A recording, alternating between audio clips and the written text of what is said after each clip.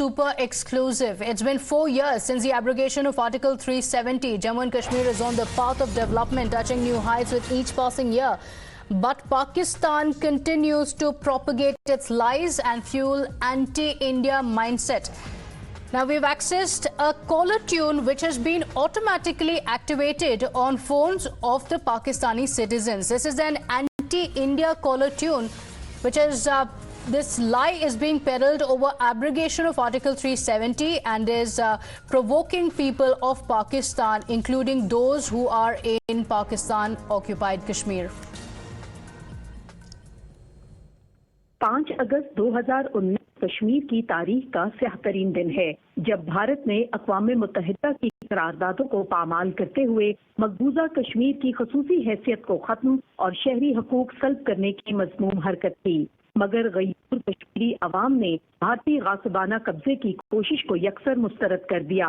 पाकिस्तानी कौम कश्मीरियों के जज्बा आज़ादी, जुर्रत और कुर्बानियों को सलाम पेश करती है और अक़वाम आलम से मुतालबा करती है कि अक़वाम मुत्तहिदा के करारदादों के मुताबिक कश्मीरियों को हक़ खुद इरादियत दिलवाया जाए। So this is the caller tune that has been installed on the phones of several residents. Joining us on the broadcast is Mr. Arsan Singh as well as Fakhar Yusufzai. But before that, I want to go across to Pradeep to get us more details of the story. Pradeep, today, the abrogation of 370, we've seen what the situation is on ground. Tiranga, flying high. There are people who are celebrating, and these scenes would have been unimaginable a few years ago. But clearly, this caller tune shows the desperation of Pakistan.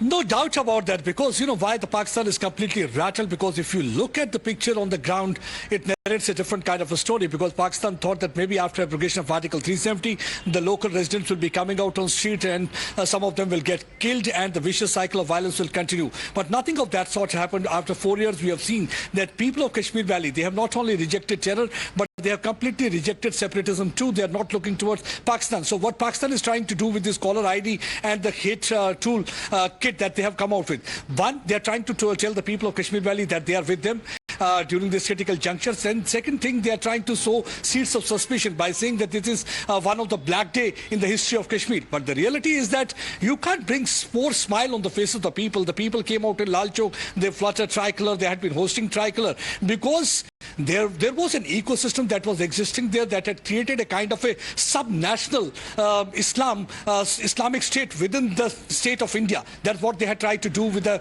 Article 370 and 35A. So with the Article 370 gone, 35A gone, that means now there are less of restriction, more of rights. And who is getting the rights? Rights given to all those people who had been denied. Because initially it was only elitist Muslims in Kashmir who were benefited. So Pakistan is once again trying to instigate people so that they can come out on street. But people of Kashmir have already said goodbye and tata to all these activities. That's one of the reasons. If you look at the figures are saying that very less people are joining terror-related activities. If you look at the number of civilians killed during encounter, this is zero as compared to more than 1,000 killed pre-370 abrogation. Yes, and Pakistan is not able to accept that reality that we are seeing on ground today as well. Pradeep, in fact, stay with us. Not just a caller tune, but Pakistan is also trying to fuel anti-India narrative by calling a protest march today. They've called it a black day. In fact, they've also called a march in the Pakistan-occupied Kashmir, in UK as well, against India. They've also urged people to demand Yasin Malik's release. This clearly exposes the doublespeak of Pakistan, the propaganda.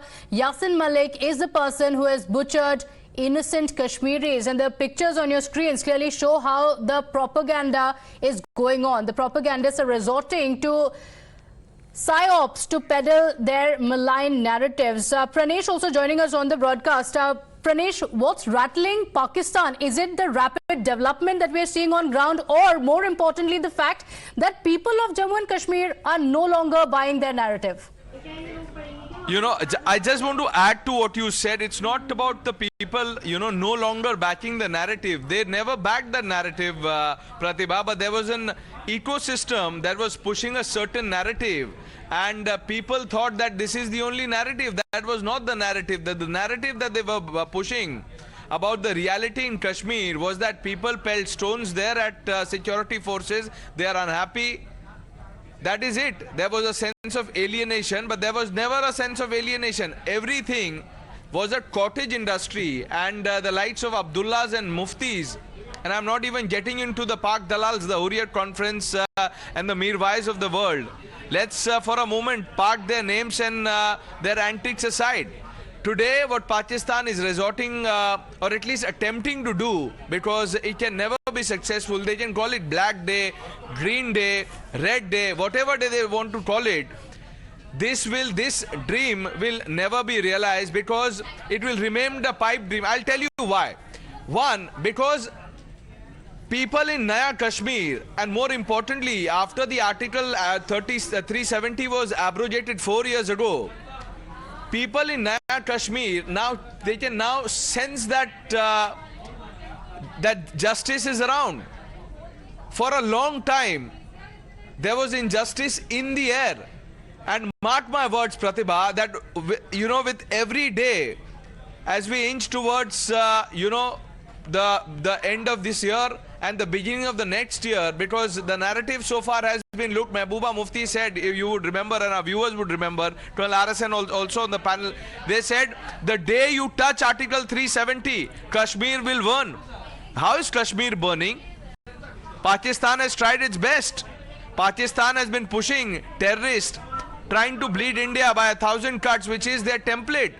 But despite all of this, Black Day protest, embassy protest, they've not been able to pay salaries to their diplomats, but they've told them, they've been asked to resort to pushing this propaganda. I mean, can you believe in a country where the former Prime Minister is being chased by security agencies, multiple agencies, as that Imran Khan has been arrested now, convicted in the Tosha Khana case. This country is a failed state for a long time. Let's call it that.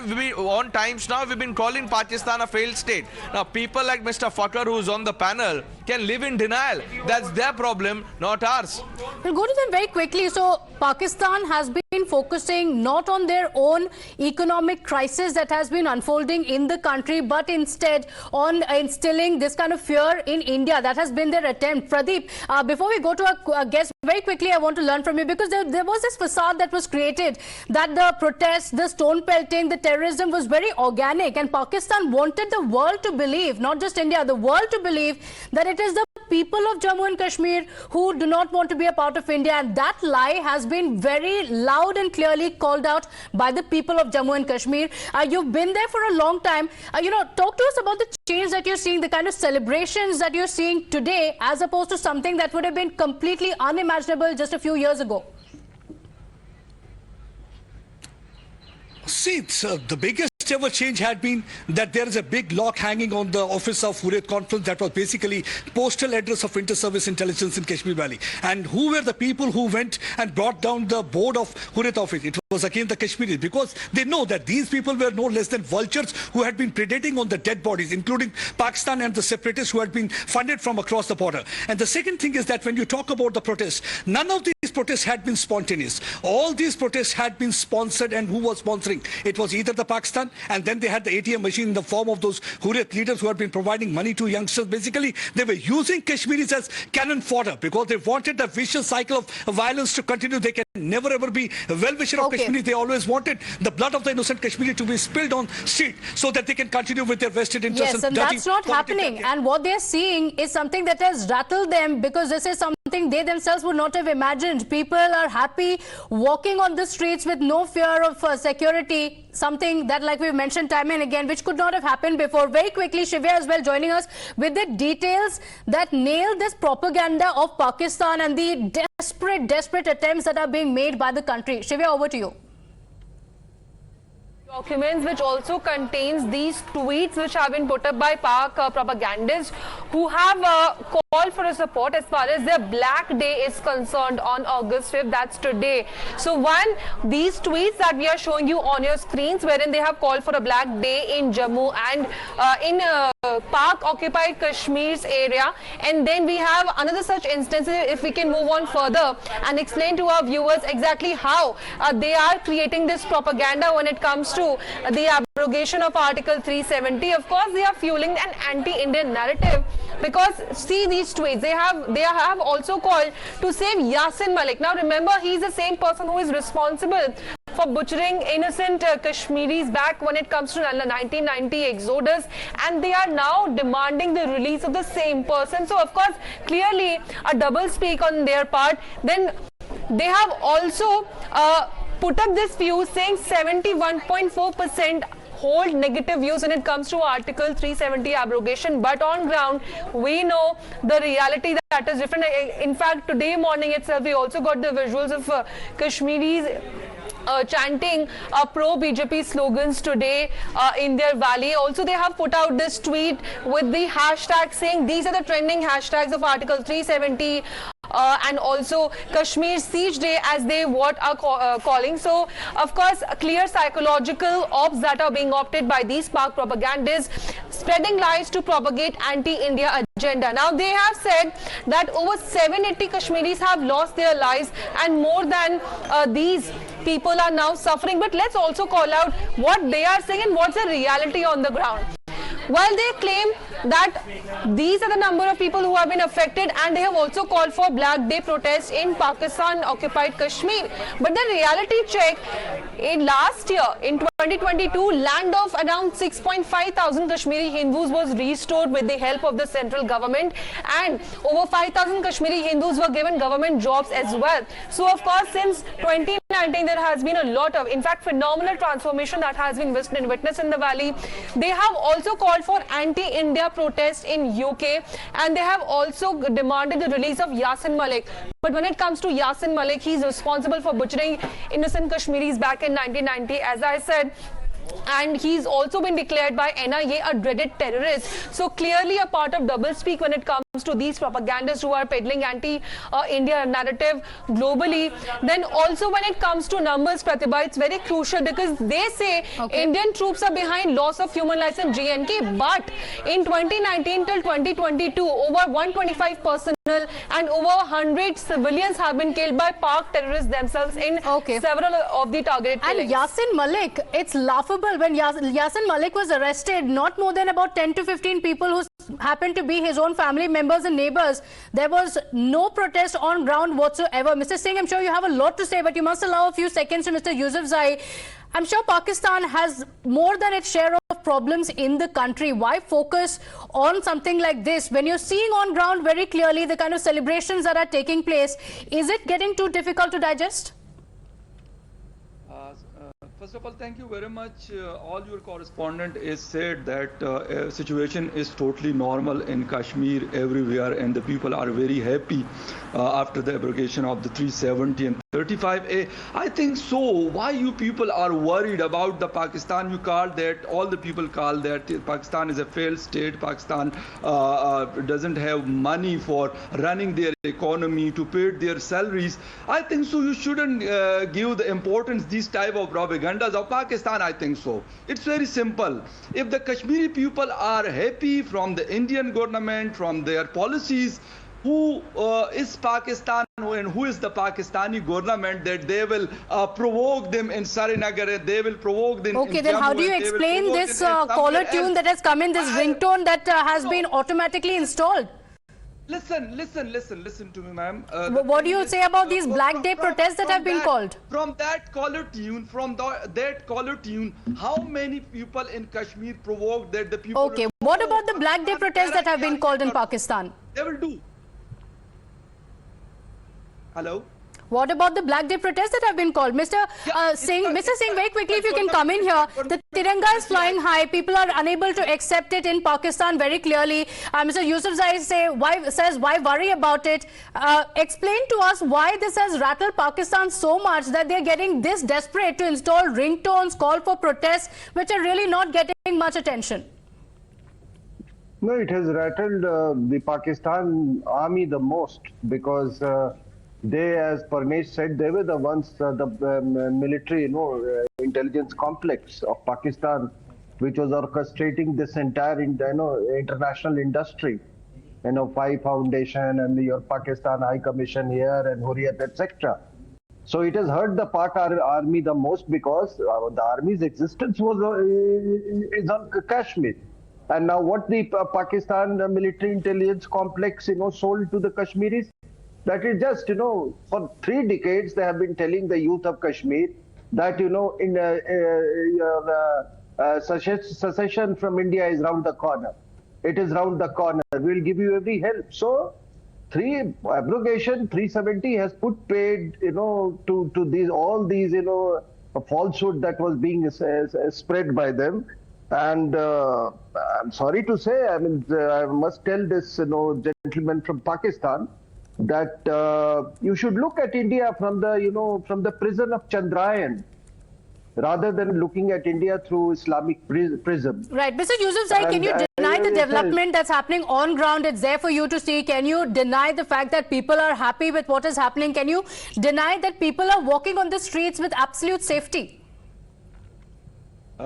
As the RSN Singh sir said that the Pakistan army or the Pakistani establishment are behind all these things. If the Pakistani nation are not backing that, and the people of Kashmir on the other side of LOC, if they are happy, as you said, you are showing all the visuals and things like that, and your claim is that you are developing that area more than our side of Kashmir. I think so you shouldn't be worried about that. That Pakistan, what okay, are sir, Pakistan is Pakistan doing in a failed UK, state? What are Pakistan doing in Mr. Islamabad? Yousafzai, will you accept that Pakistan is a failed state? Are you asking me? Yes. Okay. Actually, the Pakistan is from 1947 to unfortunately 2023. We have faced 4 martial laws, and I think so. Right now, we are facing all. No, is it a failed state or not? Not. I cannot call that a failed state, but it's not a failed state. So why is the Prime Minister moving around the world? He's slamming those who are not giving donations to Pakistan. Mr. Singh, do you agree with him? He says it's not a failed state. The thing is that why we are going to the world and why we are begging from the world. The thing is our wrong policy, wrong direction. Pakistan is not a okay, state, wrong direction that has now brought Pakistan to be a failed state or not? Mr. Singh. No. He has asked a very pertinent question that why, when everything is hunky-dory in Kashmir, why should we be worried? Yes, everything is hunky-dory. Now we are worried because we have started the reversal process, the reverse process of Ghazwa-e-Hind. So we are just calculating the next steps towards that direction. And as I told you, that failed state, I said that please look at India with the prism of Chandrayaan rather than, some Mazhabi prism. You already made a mistake, in 1947. So look at us from the prism of Chandrayaan. And look where we are and where you are and what has failed you. Read this book, by Naipaul called Amongst the Believers. And he asked some people that you were created in the name of Mazhab. And yet, you keep talking about Islam. Mr. Yousafzai, you're agreeing that there are policies that have failed the country, but for some reason you refuse to accept that it is a failed state. Do you think it's time for Pakistan to look within instead of this? Of course, Pakistan should make a policy, the proper state and clear policy for Afghanistan, for India, for Iran, for neighboring countries. They should focus at their own house, not on the other one, not to the other people, not on New Delhi, not on Kashmir, not on Kabul, not on Tehran. If we will change this policy, of course we can grow. Otherwise, we can destroy our country more than that, as we are seeing today. As your correspondent said that Imran Khan arrested, we have seen in last... Okay, Imran Khan arrested, disqualified for 5 years. The Pakistan Prime Minister moving around the world asking for donations, but you're saying the focus should be on what's happening in Jammu and Kashmir. It's laughable at best. Thank you so much for joining us, Mr. Singh and Mr. Yusuf Zai. Pradeep as well for getting us those inputs on that story. We're slipping into a very quick break here on that note. We'll have to leave it at that. We'll be right back to stay with us.